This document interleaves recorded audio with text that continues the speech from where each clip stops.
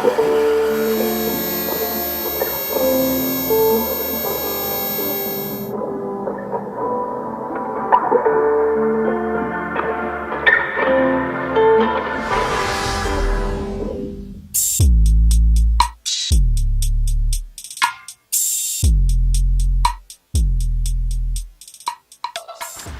everybody, welcome to my carving shed here in Virginia. My name is Hunter.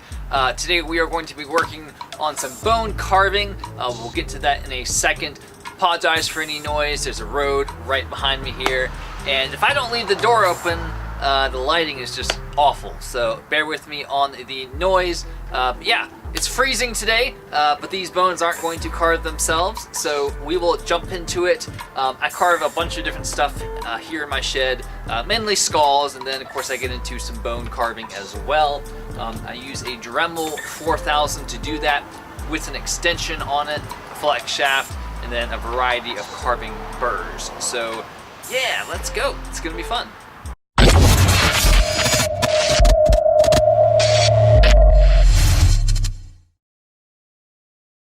So the other day I came upon a Ginkgo Biloba tree, which is one of my favorite trees. Not that I have a list, but yeah, they're really cool. They have really awesome leaves, and I figured, this would be something really cool to carve out of bone. There's a lot of texture to the leaf, a lot of these little fine lines. They got kind of frilly edges and just a lot of contours. So it's something that would be a real challenge to carve out of bone, but a lot of fun. Also, the stem is going to be really challenging because it's so thin and small, and bone, when you get that level, is kind of brittle. So it's going to be a challenge, but I think it'll be fun. I still don't know what I'm going to use to carve it out of. So let's take a look around and see what I have.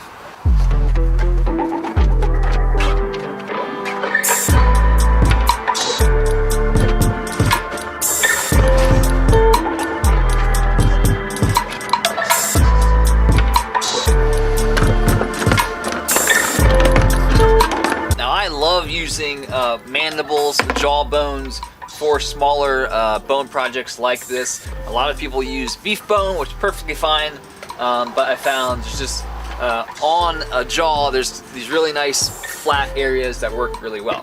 So I did pick out the leaf that I'm going to use for reference here, and so I'm just going to find kind of the best piece that will fit for that leaf.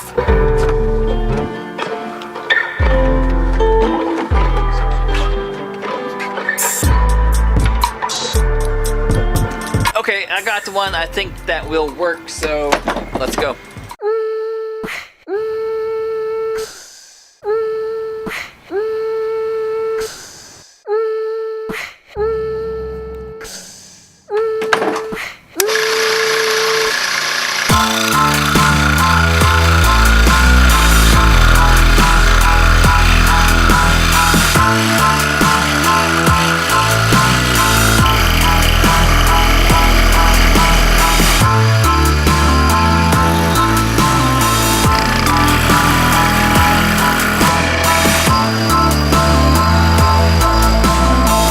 So not 10 minutes in, and well, maybe a little more than that, but the stem already broke off, so that's definitely going to be an issue. I'm going to go ahead and glue it back on that way, just kind of temporarily. That way the connection doesn't get all messed up as I continue with the piece. I was planning on shaping that last, but I am going to go ahead and tack it back on, at least that way it's there, I don't lose it.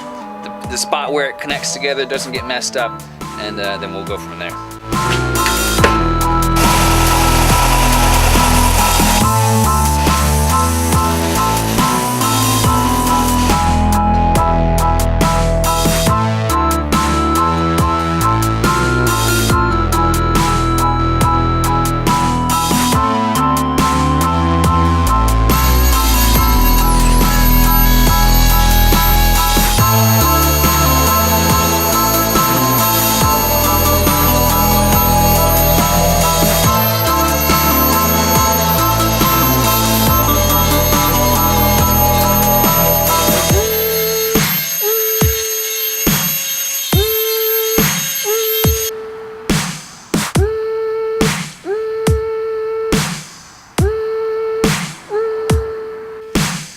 so we have it pretty much roughed, shaped out. It's still pretty thick in areas, but I'm keeping it that way because I'm gonna come back and start cutting down on either side of the leaf in order to account for the ripples. So I'll mark those out, start carving down the bone, and then once that's all done, then I'm gonna come back and start thinning it down to a more realistic thickness or thinness of what a leaf would be. We'll do all of that, and then at the very, very, very end, before the stem, we will add on the little details of those little lines. But I think I want to get it pretty much finished as far as shape-wise goes, and thickness and thinness, and then we'll come back and do those lines.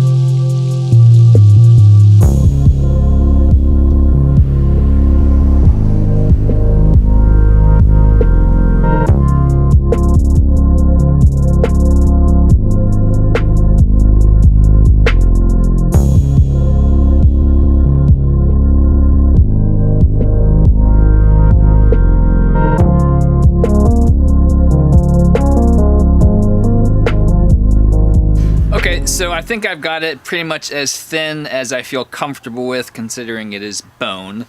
Let's zoom in here so you can give it a look. And it's time to start putting in some lines. So I'm going to start doing that. I'm going to use a small inverted cone burr and just kind of add in a bunch of little lines. I did study the Ginkgo Biloba leaf and to kind of figure out exactly the striations and how they go. So I'm just gonna give it my best and we'll see how it goes.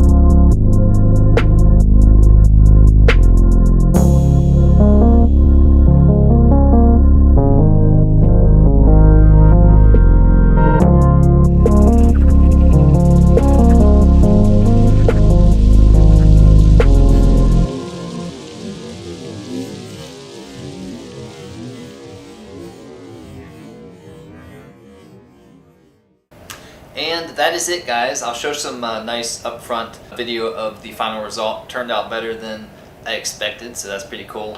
Again, used a horse jaw to do this. I really like mandibles for stuff like bone carving. But if you enjoyed the video, please consider subscribing. It's completely free. And here is the final product, and I'll see you in the next video. Thanks, guys and girls, everyone.